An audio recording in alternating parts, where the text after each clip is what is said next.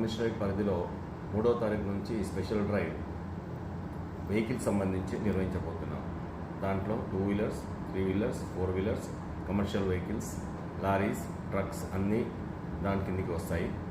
దీంట్లో భాగంగా 3వ తారీఖు వరకు ప్రజలకు మేము విజ్ఞప్తి చేస్తున్నది ఏంటంటే, ఈ నంబర్ ప్లేట్స్ గురించి కానీ, రిజిస్ట్రేషన్ కాగితాల గురించి కానీ మీరు ఎక్కడ ఎలాంటి అవకతవకలు లేకుండా రూల్స్ అన్నింటినీ అధిగమించకుండా పాటించాలని కోరుతున్నాము. దాంట్లో భాగంగా మాకు నోటీస్కి వచ్చింది ఏంటంటే, కొంతమంది నంబర్ ప్లేట్ ఉన్నా కానీ దాన్ని ట్యాంపర్ చేస్తున్నారు.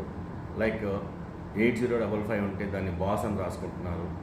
అలాగే కొన్ని నంబర్ ప్లేట్ని 9 ఉంటే దాన్ని ఇంకోసి పక్కకు ట్యాంపర్ చేసి 8 అని రాస్తున్నారు. ఇట్లా నంబర్ ప్లేట్లని మాడిఫై చేస్తే చీటింగ్ చేసిన కిందికి వస్తుంది. తర్వాత మీకు పేపర్స్ అన్నీ కూడా డిజిటల్లో పెట్టుకోవచ్చు. ఫిజికల్గా కాపీ పెట్టుకోకుండా కానీ యాప్లో పెట్టుకోవచ్చు. బట్ మీ వెహికల్ మీ పేరు మీద రిజిస్టర్ అయి ఉండాలి. ఎట్టి పరిస్థితుల్లో కూడా మైనర్స్కి వెహికల్స్ యజమానులు ఇవ్వకూడదు. ఇలాంటివన్నిటికి సంబంధించి కూడా స్పెషల్ డ్రైవ్ నిర్వహించబోతున్నాము.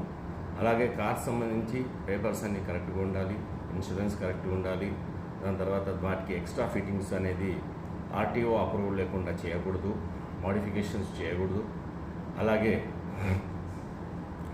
వీటికి సంబంధించి ఫిల్మ్ పెట్టుకోవడం అనేది 70% ఫిల్మ్ ట్రాన్స్పరెంట్గా ఉండాలి, మొత్తం డార్క్గా చేయకూడదు. ఇలాంటివన్నీ కమిషనరేట్లో మేము ఎన్ఫోర్స్ చేయబోతున్నాము. అందులో భాగంగా ఈ 3rd వరకు ప్రజలందరికీ విజ్ఞప్తి చేస్తుంది ఏంటంటే, మీరేమైనా సైలెన్సర్లు మాడిఫై అడిగాము ఫర్ ఎగ్జాంపుల్, తర్వాత కంప్లీట్గా వేరే వేరే డెకరేషన్స్ చేసుకోవడము, తర్వాత పోలీస్ కాకుండా పోలీస్ అని రాసుకోవడము, ప్రెస్ కాకుండా ప్రెస్ అని రాసుకోవడము, ప్రెస్ అయినా పోలీస్, ప్రెస్ అని రాసుకోకూడదు.